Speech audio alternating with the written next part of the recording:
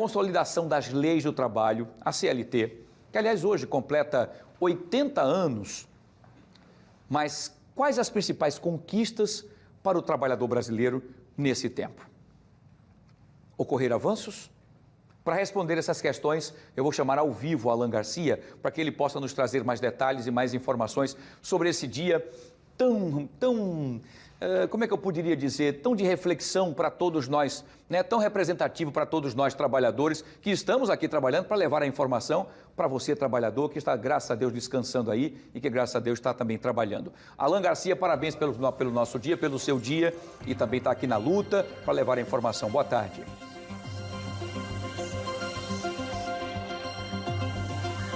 Oi, Wilson, boa tarde para você, boa tarde para todo mundo. É isso, né? Quem pode curtir o feriado do Dia do Trabalhador, curte, mas quem precisa trabalhar, vem, trabalha, faz o seu direitinho e dá tudo certo.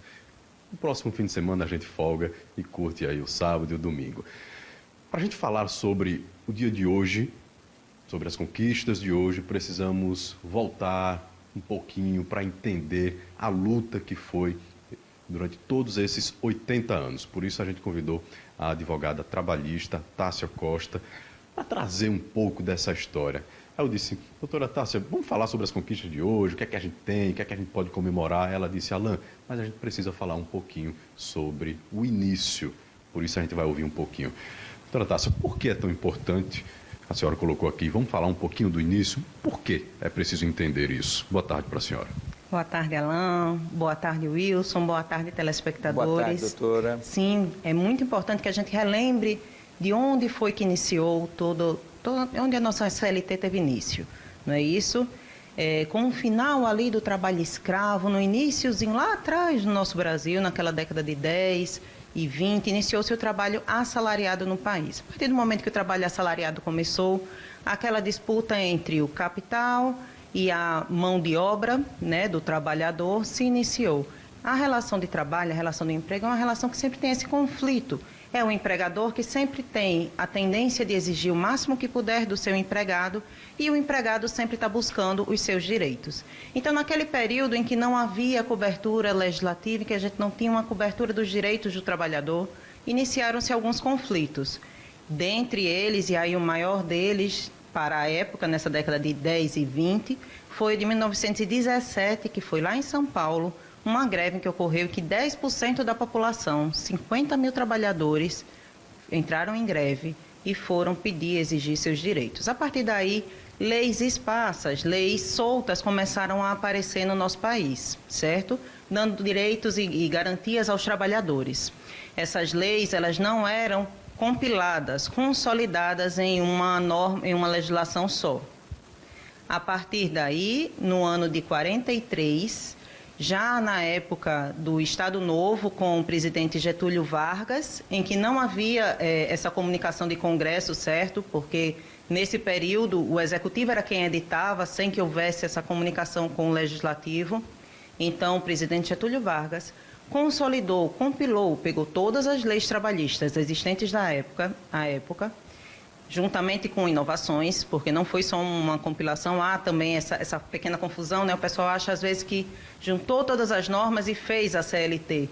Não, ele trouxe todas as normas, juntou também ideias novas, como a do aviso prévio, por exemplo, que surgiu naquela época, e trouxe a CLT e trouxe esse compilado que é a consolidação das leis trabalhistas. A partir daí, né, foram criadas, foram surgindo alterações conforme o tempo foi passando. A gente precisa lembrar que a sociedade, ela muda e essas relações de emprego e de trabalho também passam por transformações. Só que a velocidade com que a sociedade sofre essas transformações e as relações de emprego passam por transformações, ela é muito rápida. E a lei que está ali posta, a lei seca, ela nem sempre consegue acompanhar essa velocidade toda.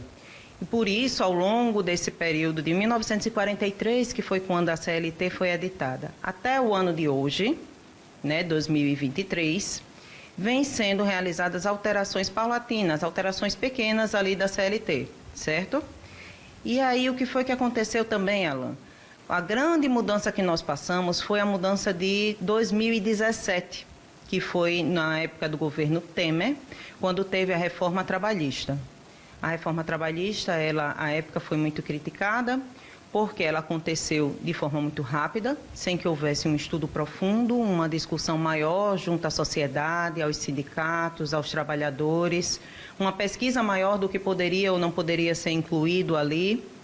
E ela aconteceu de forma imediata. Então, assim, a grande crítica que se faz à reforma, em verdade, é essa, por ela ter sido feita dessa forma, tão de sopetão, ela acabou não trazendo esse retorno da sociedade. Por não trazer esse retorno, ela não foi satisfatória em alguns aspectos. Ou seja, foram retirados alguns direitos ou deixamos de ganhar nessa mudança? Os dois, mas também ganhamos, por outro lado. Existiam situações que não eram previstas. Vamos imaginar que a gente monte uma empresa aqui, em 1943, uma indústria.